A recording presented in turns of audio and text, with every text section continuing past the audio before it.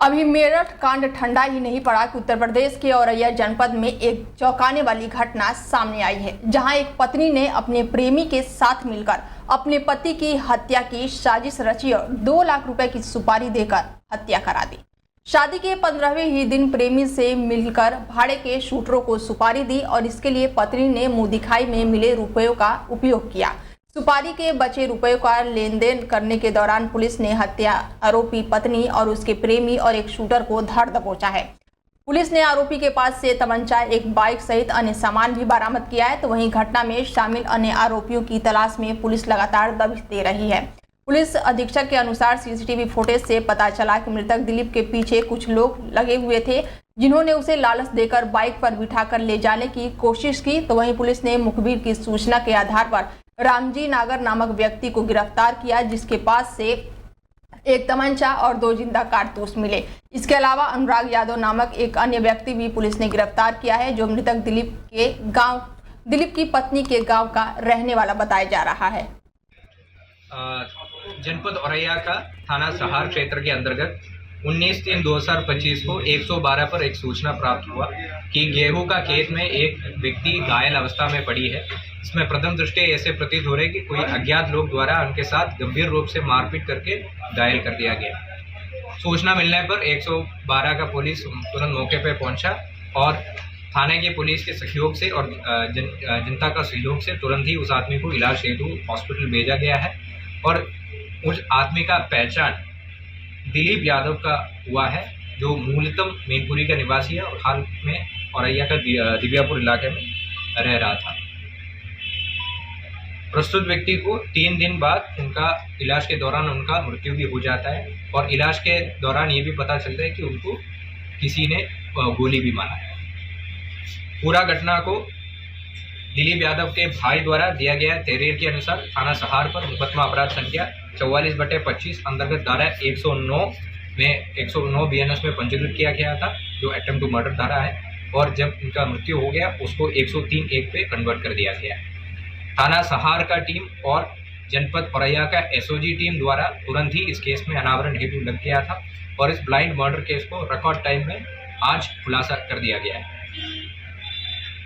रास्ते में लगी CCTV जो ऑपरेशन त्रिनेत्र के तहत हम लोग लगाया गया था, उस CCTV के सहयोग से हम लोगों को पता चला जो मृतक दिलीप है उनके पीछे कुछ लोग लगी थी और उनको लालच देके उनको बीच में बाइक के बीच में बिठा के कुछ लोग लेके गया।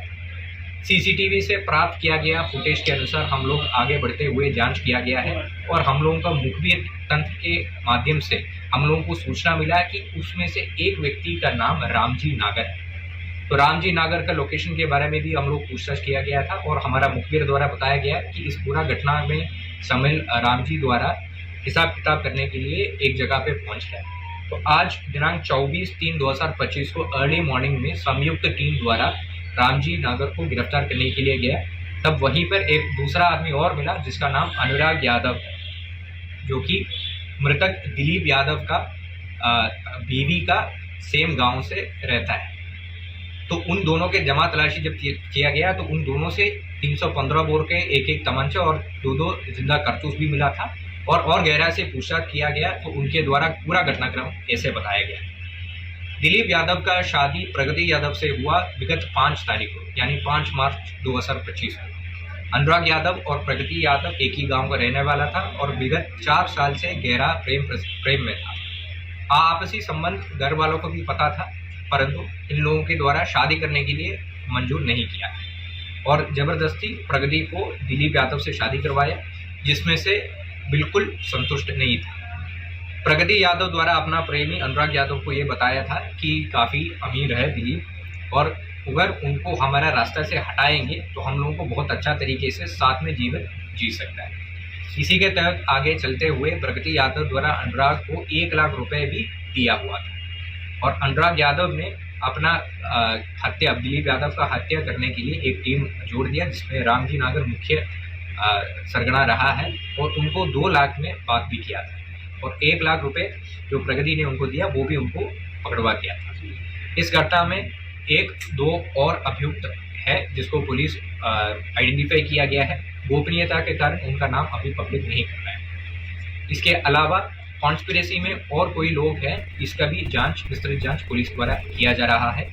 इस समय इस मुकदमा में 44/25 में अब पुलिस द्वारा 3 अभियुक्त को गिरफ्तार। बिहार बोर्ड की 12वीं कक्षा के नतीजे आज जारी किए जाएंगे। दोपहर 1:15 पर बिहार बोर्ड कार्यालय में नतीजों की घोषणा की जाएगी। 2025 में बिहार बोर्ड 2025 की परीक्षाएं 1 फरवरी से 15 फरवरी तक आयोजित की गई थी, जिसमें लगभग 12 लाख से ज्यादा छात्र छात्राएं शामिल हुए थे।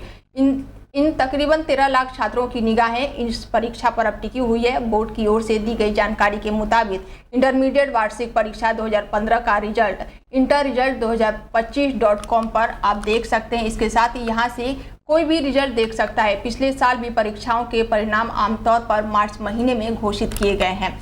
उदाहरण के लिए 2024 में परिणाम 23 मार्च को घोषित हुए थे, जबकि 2023 में 21 मार्च को जारी किए गए थे। बिहार बोर्ड में 15वीं कक्षा के छात्रों को थ्योरी विषयों में न्यूनतम 30% और प्रैक्टिकल विषयों में 40% अंक प्राप्त करना आवश्यक है। बता दें कि 2025 की परीक्षाएं राज्य भर में 1677 केंद्रों पर आयोजित की गई। परीक्षा 2 शिफ्टों में संपन्न हुई। पहली शिफ्ट सुबह 9:30 बजे से दोपहर लगभग 12:30 बजे तक थी और दूसरी शिफ्ट दोपहर 2 बजे से शाम 5:15 तक थी। महाराष्ट्र की राजधानी मुंबई के धारवी इलाके में भीषण आग लग गई। बस डिपो के पास खड़े ट्रक में सिलेंडर ब्लास्ट हो गया और ट्रक के अंदर सिलेंडर रखा हुआ था, तभी वो अचानक फट गया और इसके बाद आग ने पूरे ट्रक को अपने चपेट में ले लिया और देखते ही देखते ट्रक आग का गोला बन गया। मौके पर फायर ब्रिगेड की टीम पहुंची और आग पर अब काबू पा लिया गया है। सिलेंडर ब्लास्ट में आग लगने की घटना रविवार रात करीब 10 बजे की बताई जा रही है। फायर ब्रिगेड की टीम घटनास्थल पर पहुंचकर आग बुझाने में जुटी हुई है। इसके साथ ही ट्रक में आग लगने से अभी तक किसी के घायल होने की खबर सामने नहीं आई है। बस डिपो के पास खड़े ट्रक में आग की घटना के कारण इलाके में अफरा तफरी मच गई। इसके साथ ही धारवी लिंक रोड पर यातायात पूरी तरह से जाम हो गया। ट्रैफिक पुलिस ने यातायात को कंट्रोल किया और इसके कुछ समय बाद फिर से यातायात सुचारू रूप से चालू हो पाया। वहीं दूसरी ओर मुंबई के विद्या विहार पश्चिमी इलाके में सोमवार को एक हाउसिंग सोसाइटी में भीषण आग लगने की घटना सामने आई और इस हादसे में एक सिक्योरिटी गार्ड की मौत हो गई, जबकि एक अन्य घायल हो गया। आग सुबह करीब 5 बजे लगी और इसे बुझाने में लगभग 3 घंटे लग गए। बीएमसी के अनुसार आग 13वीं मंजिल इमारत पर फैली गई थी और आग में एसी यूनिट, लकड़ी का फर्नीचर और अन्य सामान जलकर पूरी तरह से खाक हो गया, जिसे संपत्ति को भारी नुकसान हुआ है। बिहार में विधानसभा चुनाव से पहले एक अलग ही समीकरण दिख रहा है। लालू यादव और उनकी पार्टी से कांग्रेस अब दूरी दिखा रही है। सिर्फ कांग्रेस ही नहीं बल्कि एक और सहयोगी पार्टी वीआईपी भी दूर दिख रही है। हालांकि एक नए समीकरण भी सामने आया है। अब तक एनडीए के साथ रहने वाले चिराग पासवान के चाचा पशुपति पारस आरजेडी की ओर जाते हुए दिखाई दे रहे हैं। दरअसल सोमवार को आरजेडी सुप्रीमो लालू प्रसाद यादव की ओर से इफ्तार की पार्टी दी गई थी, जिसमें से कांग्रेस के दिग्गज नेता गायब रहे। वहीं वीआईपी पार्टी के प्रमुख मुकेश सहनी भी नहीं पहुंचे। कांग्रेस हाल ही के दिनों में आरजेडी से अलग बिहार में अपने आप को मजबूत करती दिख रही है। लालू के चहेते कांग्रेस के प्रदेश अध्यक्ष अखिलेश प्रसाद सिंह को कांग्रेस हटा चुकी है। कन्हैया के नेतृत्व में बिहार में पलायन रोकना और नौकरी 2 यात्रा निकाली जा रही है। वहीं कन्हैया कुमार से आरजेडी पहले ही असहज रही है।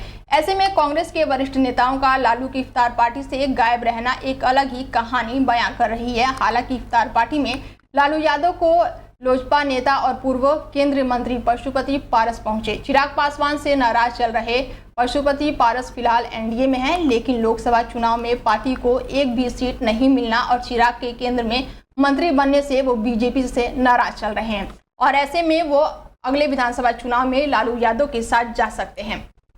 आरजेडी के वरिष्ठ नेता अब्दुल बारी सिद्दीकी के आवास पर इस इफ्तार पार्टी का आयोजन किया गया। सिद्दीकी ने सहयोगी दल कांग्रेस के स्थानीय बड़े नेताओं को नहीं पहुंचने के बारे में पूछे जाने पर उन्होंने कहा कि रमजान का ये आखिरी अवसर है। उन्होंने क्षेत्र में भी इफ्तार पार्टी होगी या उन्होंने भी इफ्तार पार्टी का आयोजन किया होगा, मगर ऐसा नहीं है कि उनके प्रतिनिधित्व नहीं है। उनके बहुत सारे लोग यहाँ पर आए हैं। दिल्ली विधानसभा में सोमवार से बजट सत्र 2025 और 26 की शुरुआत हो गई और आज दिल्ली की बीजेपी सरकार द्वारा पहला बजट पेश किया जाएगा। पूरे 27 साल के बाद बीजेपी सरकार दिल्ली विधानसभा में अपना पहला बजट पेश करने जा रही है। इसमें कई अहम मुद्दे और चुनावी वादों पर फोकस रखते हुए दिल्ली को विकास की दिशा में ले जाने वाले बजट पेश करने की तैयारी की जा रही है। सोमवार को बजट सत्र की शुरुआत विकसित दिल्ली की मिठास के प्रतीक के रूप में खीर समारोह से की गई। इस दौरान बीजेपी सरकार ने सभी वर्गों के लोगों को आमंत्रित किया। तो वहीं आज सीएम रेखा गुप्ता द्वारा विधानसभा में पेश किए जाने वाले बजट में यमुना नदी की सफाई, बुनियादी ढांचों में विकास और मूलभूत सुविधाओं को मजबूत करने वाले वादों को लागू करने के लिए बजट बनाया गया है। दिल्ली में 27 साल के बाद बीजेपी सरकार बजट पेश करने वाली है। ये बीजेपी का पहला बजट होने वाला है। दिल्ली विधानसभा चुनाव 2025 में जीत हासिल करके दिल्ली की मुख्यमंत्री बनी रेखा गुप्ता द्वारा मंगलवार यानी कि आज 25 मार्च को दिल्ली का बजट पेश किया जाएगा। जानकारी के लिए बता दें कि सीएम रेखा गुप्ता वित्त मंत्रालय की जिम्मेदारी भी संभाल रही हैं। सोमवार को आयोजित हुए खीर समारोह के बाद सीएम ने मीडिया से बात करते हुए कहा कि दिल्ली विधानसभा के इतिहास में ये पहली बार है कि बजट से पहले इस तरह के समारोह का आयोजन हुआ है। उन्होंने कहा कि प्रधानमंत्री नरेंद्र मोदी के नेतृत्व वाली बीजेपी सरकार 27 साल के बाद दिल्ली का बजट पेश कर रही है। जिस तरह से भगवान राम 14 साल के वनवास के बाद अयोध्या लौटे थे, ठीक उसी तरह से हम 27 साल के बाद लौटे हैं और इस अवसर को याद करते हुए भगवान राम को खीर का भोग लगाया गया है, जो दिल्ली के विकास की मिठास का प्रतीक है।